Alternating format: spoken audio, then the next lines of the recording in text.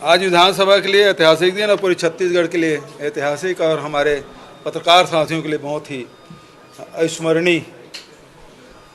दिन रहा है, क्योंकि आज छत्तीसगढ़ मीडिया कर्मी सुरक्षा विधेयक न केवल प्रस्तुत हुआ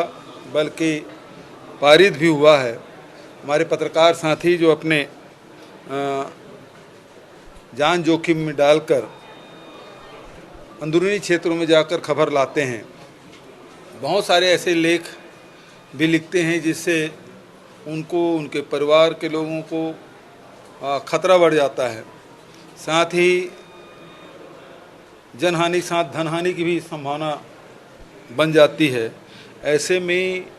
जितने भी हमारे पत्रकार हैं, चाहे वो इलेक्ट्रॉनिक मीडिया को हो, चाहे प्रिंट मीडिया को हो, चाहे पोर्टल के हों, सभी साथियों के जो ऑफिस में जो काम करते हैं वो भी और जो गांव में काम करते हैं उनके लिए भी न केवल अधिमान्यता पत्र जारी करने का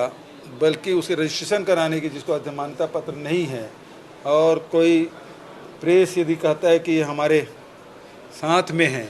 और जो लगातार उसमें 6 महीने के अंदर में 3 लेख लिखे हों या स्टोरी की हों, ऐसे लोग हैं जिसको इस सुरक्षा मीडिया कर्मी सुरक्षा कानून के दायरे में लाया गया है ताकि पत्रकारों के सुरक्षा हो सके। यदि उनके साथ कोई शासकीय कर्मचारी यदि दुर्व्यवहार करते हैं या फिर उनकी शिकायत के लिए भी एक समिति बनी है जिसको बहुत अधिकार संपन्न बनाया गया है, तो प्रदेश स्तर पे होगा और उसमें पत्रकार भी होंगे, उसमें अधिकारीगण भी होंगे। तो वो सब मिल के 6 लोगों की समिति बनेगी जिसके माध्यम से उसे सुनवाई की जा सकेगी और आवश्यक निर्देश भी दे सकेंगे और दंड भी का प्रावधान है। यदि उससे संतुष्ट नहीं होते तो अपील की भी प्रावधान रखा गया है। लेकिन यदि कोई गलत शिकायत करता है तो उसके भी उसमें दंड के प्रावधान रखे गए हैं। तो इस प्रकार से देश में इसकी चर्चा भी थी, प्रदेश में इसकी बहुत दिनों से प्रतीक्षा थी। मैं इस अवसर पर जस्टिस आफ्ताब आलम जी, सुप्रीम कोर्ट के सेवानिवृत्त न्यायाधीश आफ्ताब आलम जी की अध्यक्षता में एक प्रारूप समिति बनी थी जिसके सदस्य न्यायमूर्ति सेवानिवृत्त श्रीमती अंजना प्रकाश जी, उच्चतम न्यायालय के वरिष्ठ अधिवक्ता श्री राजू रामचंद्रन जी, वरिष्ठ पत्रकार आज हमारे बीच में नहीं हैं ललित सुरजन जी, श्री प्रकाश दुबे जी, मेरे सलाहकार रुचिर गर्ग जी, महाधिवक्ता विधि विभाग के प्रमुख सचिव, पुलिस महानिदेशक, सभी इसके सदस्य थे और अनेक बैठकें राज्य में और दिल्ली में करके विभिन्न संगठनों से चर्चा करके इसका प्रारूप बनाया गया और उसके बाद इसके प्रारूप को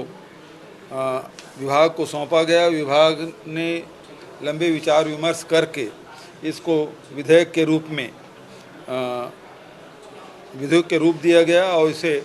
राज्यपाल से अनुमति लेकर विधानसभा में प्रस्तुत किया गया और आज वो पारित हुआ है। लेकिन दुर्भाग्य ये है कि विपक्ष इसके लिए सहमति तो दिए लेकिन इसमें चर्चा में भाग नहीं लिए।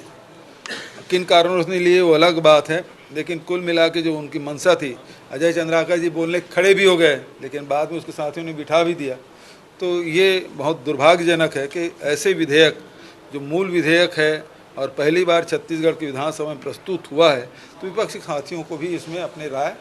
रखनी थी, जो नहीं हुआ। ये बेहद दुर्भाग्यजनक है। हालांकि सर्वोन्नति से इस विधेयक को पारित किया गया।